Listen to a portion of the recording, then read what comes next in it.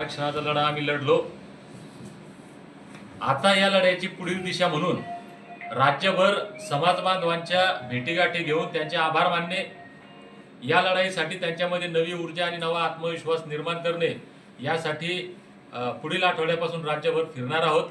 त्या संदर्भात एक महत्त्वाची राज्यभरातील जे बांधव या आरक्षणाच्या लढ्यामध्ये सहभागी आहेत, ज्यांचा या चळवळीमध्ये सहभाग आहेत, उपोषणकर्ते असतील, आंदोलनकर्ते असतील, या सर्वांची एक राज्यव्यापी महत्त्वाची बैठक परवा दिनांक 1 तारखेला जालना या ठिकाणीच होणार आहे. आपल्या माध्यमातून मी राज्यातील समाज बांधवांना जे या लढ्यामध्ये आपलं योगदान देण्यासाठी इच्छुक आहेत त्यांनी या बैठकीसाठी आवर्जून उपस्थित राहावं. दुसरा विषय,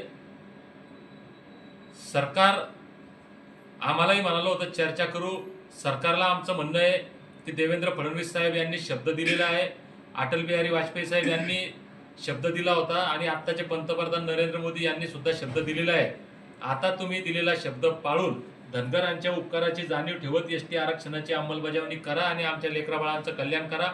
सध्या बळीराजा आणि सर्वच समाज घटक हे संकटात आहेत.